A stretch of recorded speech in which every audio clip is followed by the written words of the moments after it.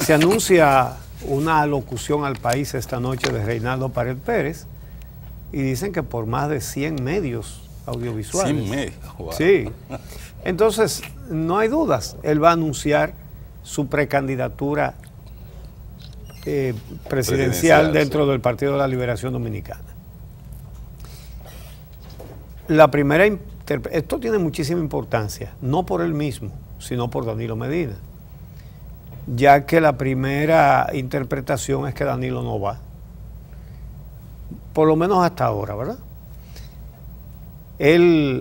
Recuerden que él hizo una reunión con los aspirantes de su grupo en el Palacio Nacional y después de eso fue que Francisco Domínguez Brito renunció como ministro de Medio Ambiente y lanzó su precandidatura. El único que lo ha hecho. Es notorio el hecho de que no han dado ese paso ni Andrés Navarro, ministro de Educación, ni Gonzalo Castillo, ministro de Obras Públicas, ni Francisco Javier, ministro de Turismo, ni ninguno de los otros. Parece que lo va a hacer hoy Reinaldo Pared. Reinaldo Pared, secretario general, parece que vitalicio, del Partido de la Liberación Dominicana, sí. Se extendió, creo que hasta el 2021, sus funciones y la del presidente del partido. Que también es vitalicio. Sí. O sea, que sí. Eso, acuérdate que se negoció para que pasara la reelección sí, en el 2015, su extensión de sus mandatos. Por ese tipo de cosas que no quieren leyes. Es que no quieren ley de partidos. Sí. Para poder hacer todas esas rejuegos. Entonces, lo que uno es claro que esto es una evidencia de que Danilo le ha dicho láncense, compitan. Es decir, este es el segundo que lo hace. Sí. Cuando se había lanzado solamente Domínguez Brito, pudiera cualquiera pensar, bueno, Domínguez Brito decidió tirarse. No, pero ya son dos. Y todo eso después de una reunión con los aspirantes. Ahora bien, de aquella reunión nunca se dieron detalles. Es decir, lo que se habló allí es algo desconocido para los dominicanos. ¿Qué se habrá planteado allí? Yo no voy, láncese, compitan y el que vaya adelante yo lo apoyo. El presidente Medina manda a hacer encuestas todas las semanas. Esas no son encuestas para consumo público, sino para saber, para tomar el pulso de una manera permanente y para dirigir sus políticas y actuaciones. Entonces, la pregunta que surge, la única duda que puede surgir de esto es, ¿y en caso de que las encuestas que manda hacer el presidente todas las semanas indiquen que ninguno de los demás puede competir con Leonel Fernández? ¿Qué pasaría? ¿Qué va a pasar? Sí. Una nueva reforma constitucional a la medida. A la Medina. Obviamente esto solamente es una pregunta.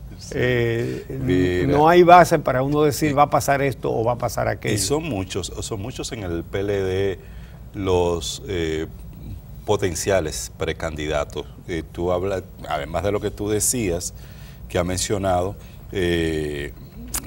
está Amarante Barret, que tiene su proyecto como candidato presidencial. Y que también es ministro. Es ministro, ha sacado algún tipo de publicidad.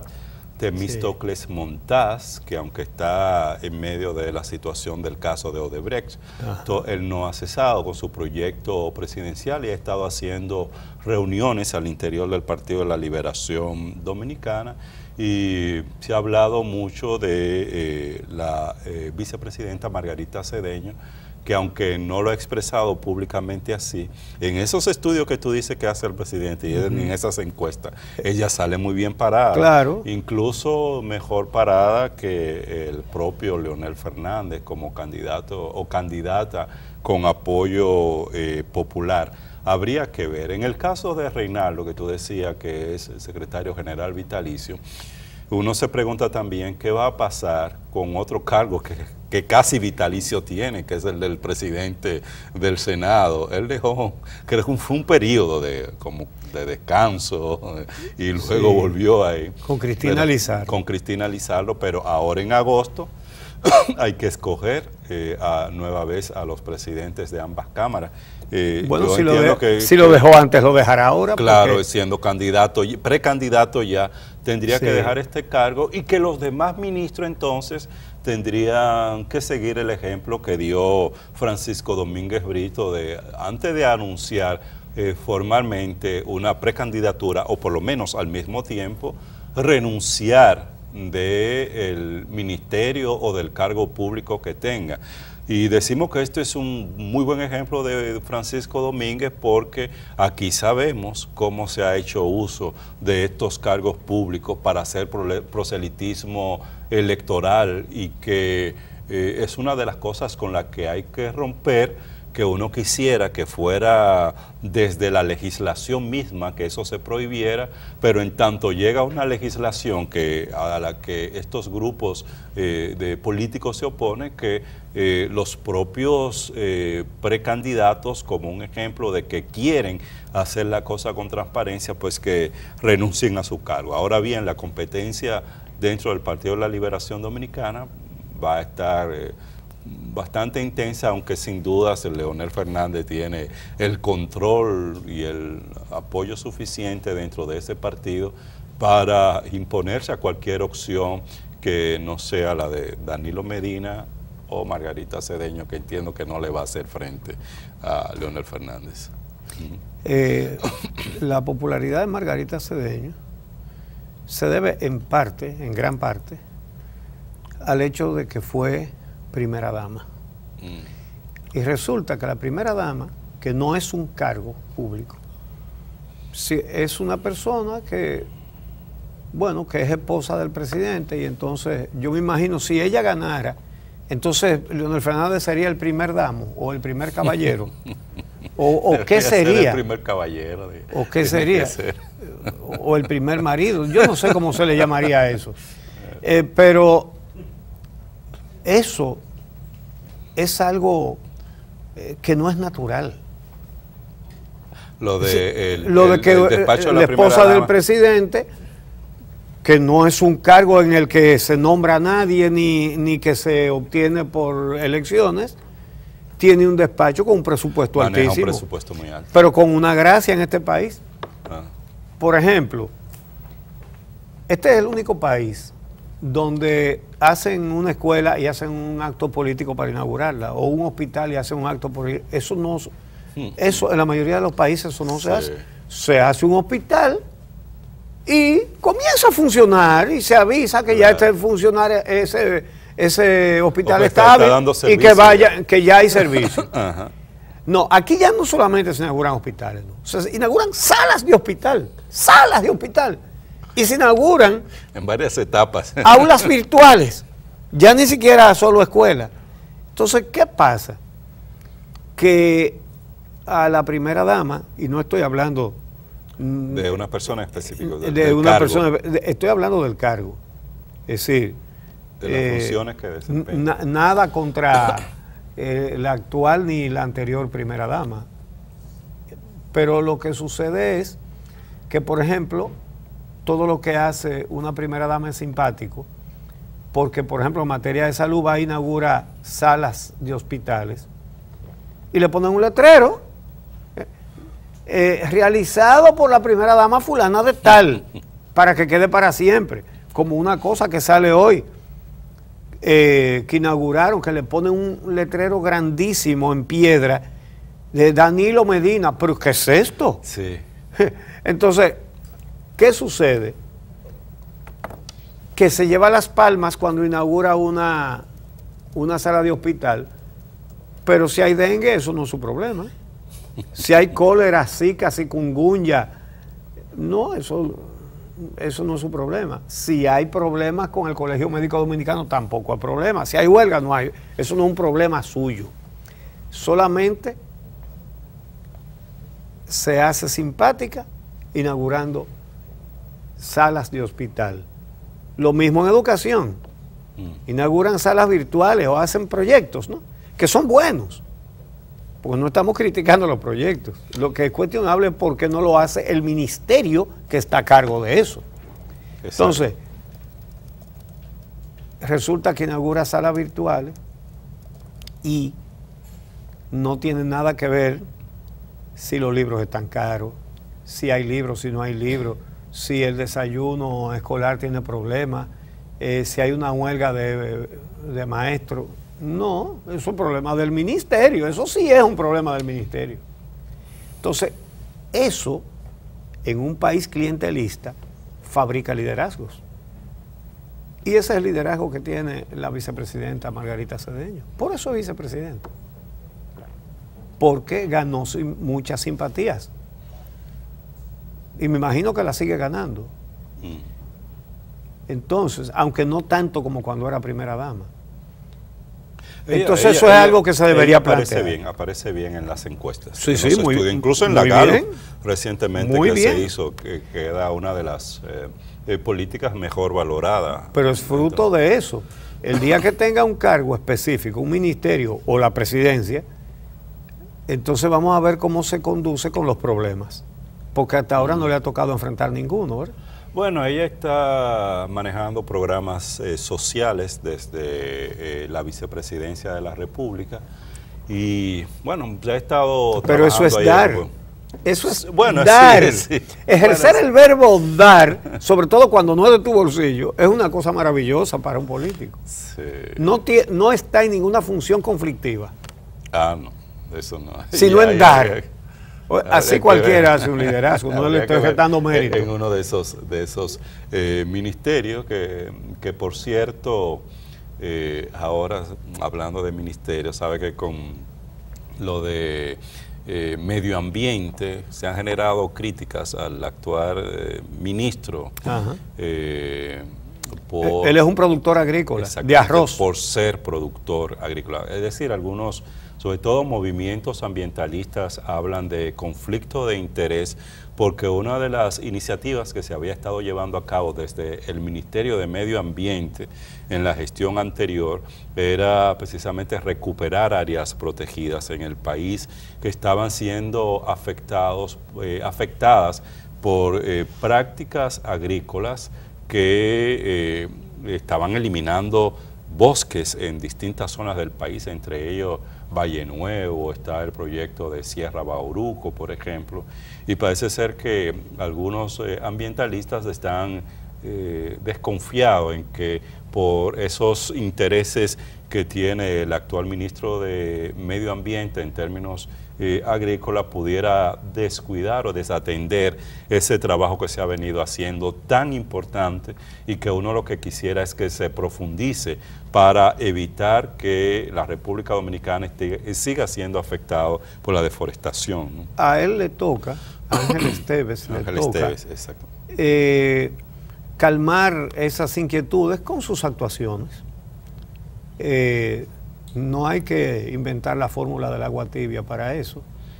Lo que tiene que hacer es demostrar, porque el hecho de que él siembre arroz, bueno, eso es una cosa útil. Sembrar arroz, eso no es condenable para nada. Ahora, las prácticas agrícolas en este país, históricamente, no sé cómo son las de él, pero históricamente han dependido mucho de herbicidas, de plaguicidas y todas esas cosas. Aquí el doctor Xie, que fue un regalo de Taiwán a la República Dominicana y que falleció recientemente, creó variedades de arroz que son dominicanas, que son productivas, que son más resistentes a plagas y enfermedades, etcétera, pero no siempre se puede tener una plantación sin usar este tipo de productos. Ahora, a él le toca, en sus nuevas funciones, demostrar con hechos que él está entregado ahora a las políticas medioambientales, que son las que ahora le corresponden. Así es. Eso esperamos. Ojalá que lo haga. Mira, por otra parte, participé y agradezco mucho la invitación del Arzobispado de Santo Domingo. El arzobispo metropolitano, Monseñor Francisco Osoria,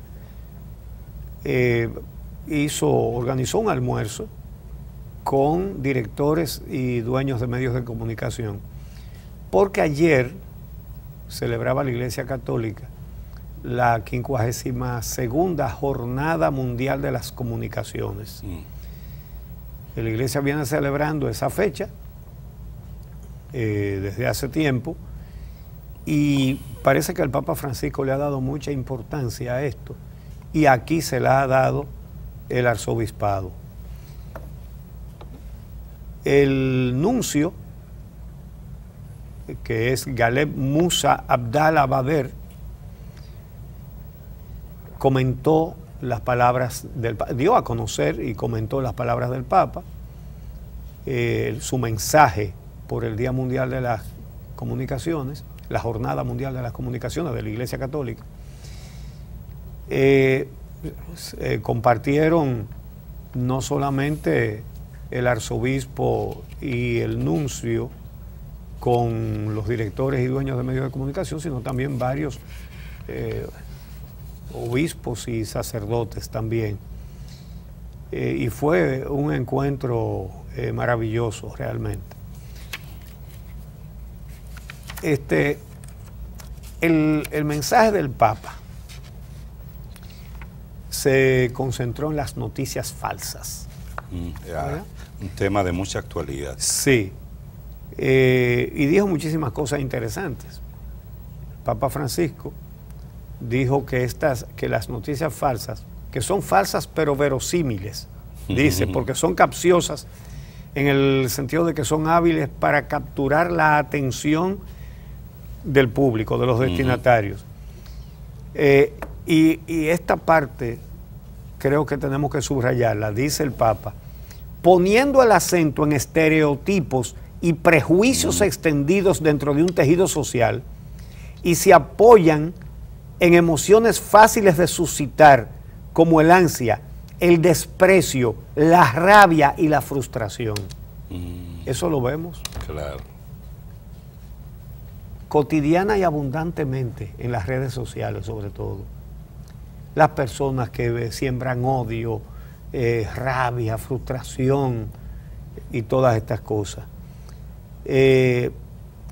Advierte el Papa Francisco que los contenidos falsos, aunque carecen de fundamento, obtienen una visualidad tal que, aunque sean desmentidos oficialmente, siguen haciendo daño. Claro.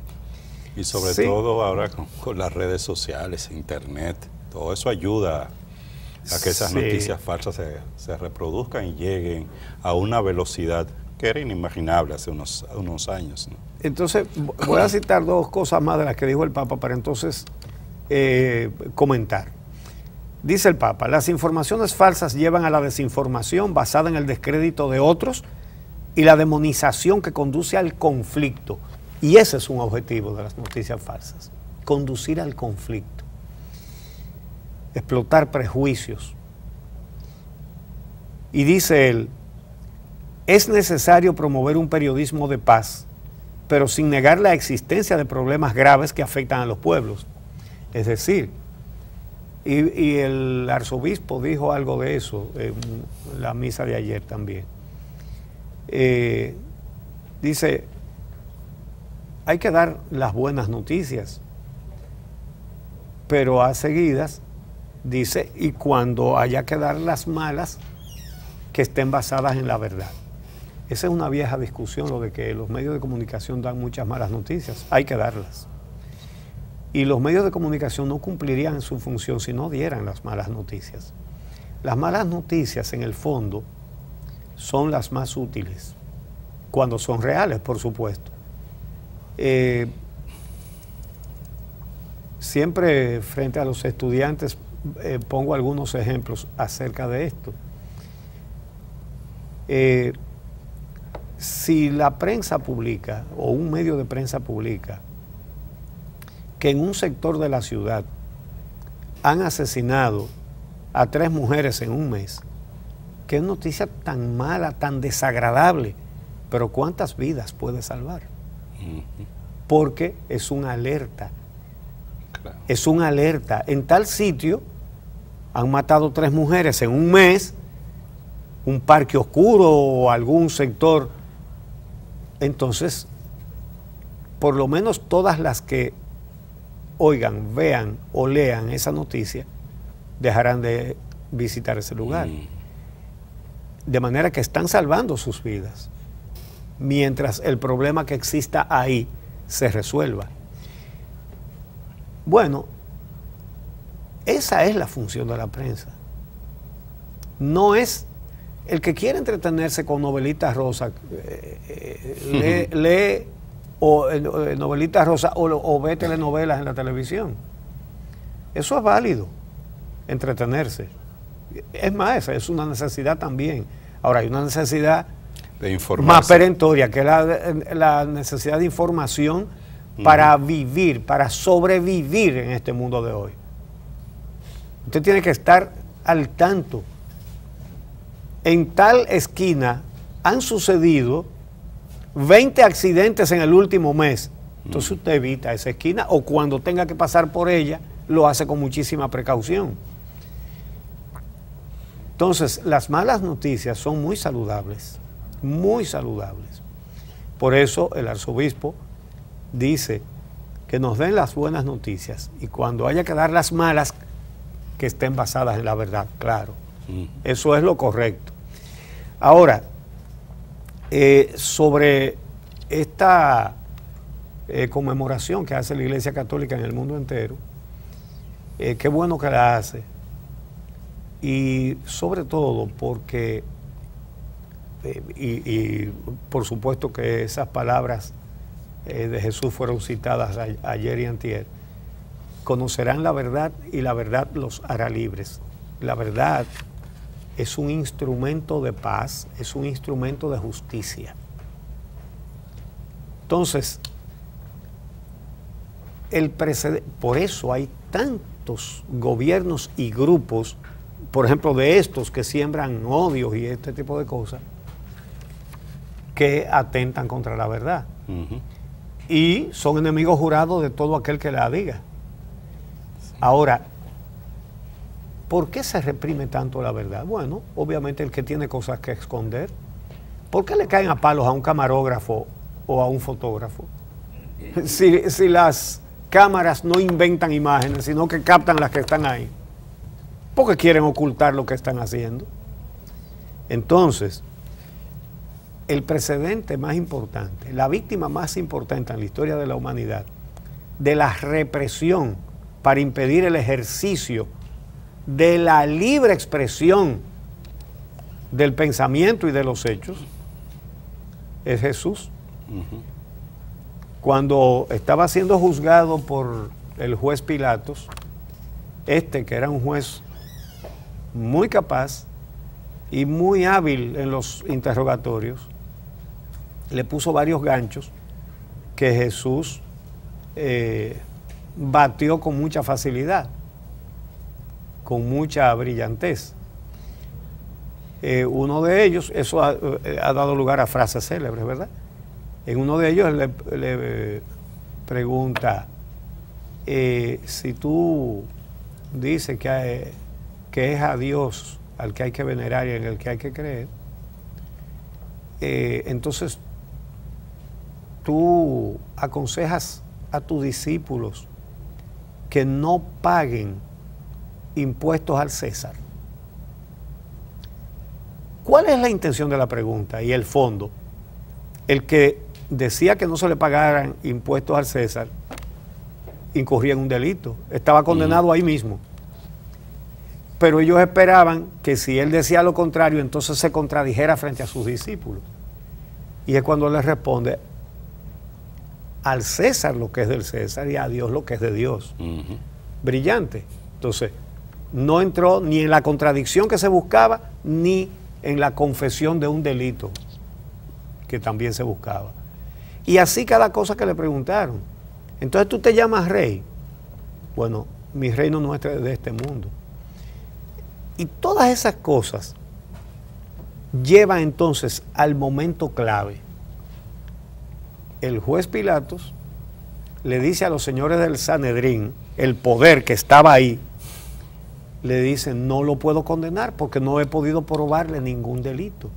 Y entonces viene esta frase, pero lo tienes que condenar, porque con su prédica está sublevando al pueblo. Entonces lo condenan a muerte. Y Pilatos dice, bueno, no fui yo, pero ellos me dijeron que lo condenaran y yo lo condené. Ajá. El lavado de las manos. Es decir, que fue culpable como quiera. Aunque dejó claro que su condena no era porque él le había probado ningún delito, sino porque le habían ordenado condenarlo, como muchos jueces que hay ahora. Entonces, que hay muchísimos que son serios, yo diría que más son los serios, pero los jueces corruptos están en puestos claves para blindar la corrupción. Entonces, esos son seguidores de Pilato, ¿verdad? Bueno, a mí me dijeron que soltara a este traficante, a mí me dijeron que soltara a este corrupto. En el caso de la actualidad, no es que lo ordenan condenarlo, sino liberarlo. Liberar a los culpables, al revés, tú tienes toda la razón. Entonces, pero todo esto es entonces fíjense, esto indica que Jesús fue condenado por decir la verdad. No le he probado ningún delito, tienes que condenarlo porque con su prédica está sublevando al pueblo. Entonces, en la situación de Jesús se ven muchos comunicadores y muchos medios de comunicación y se han visto a través de la historia. Sí. Aquí mataron a Orlando Martínez, mataron a Goyito García Castro, han matado a muchos periodistas. Encarcelados, ni hablar, amenazados, ni hablar. Sí. Y si bien ya no sé, los periodistas no recibimos amenazas de parte del poder formal, pero hay grupos que hacen amenazas de muerte contra periodistas. Sí. De manera que qué bueno, qué interesante que la Iglesia Católica celebre la Jornada Mundial de las Comunicaciones, porque es una forma de defender la verdad. Y atacar las noticias falsas es otra forma de defender la verdad. Que como decía al principio, es un tema de mucha actualidad, que tiene que ver con medios de comunicación, tiene que ver con periodistas, pero que tiene que ver cada vez más con la ciudadanía, el ciudadano común, que tiene bajo su responsabilidad también la difusión de una serie de informaciones, haciendo uso de los teléfonos inteligentes, de las redes sociales, y muchas veces tendemos a reproducir ese tipo de mensaje falso y qué importante es que se verifique bien de dónde viene una información. Incluso hemos tenido aquí casos de imágenes o de videos, porque no es solo decir, dar un dato, sino incluso ya hemos llegado tan lejos que hasta imágenes se usan de cualquier otro país o de cualquier otra época, diciendo que o de cualquier otro hecho diciendo que corresponde al momento actual, República Dominicana, a un hecho específico, siendo totalmente falso. ¿Y para qué? Para sembrar odio. Sembrar el odio, generar conflicto, provocar estas lecturas sobre la base de la discriminación de los hechos, de las situaciones en la República Dominicana. Entonces eso hay que ponerle un alto. Aquí medios de comunicación y ciudadanos en particular tienen una responsabilidad importante.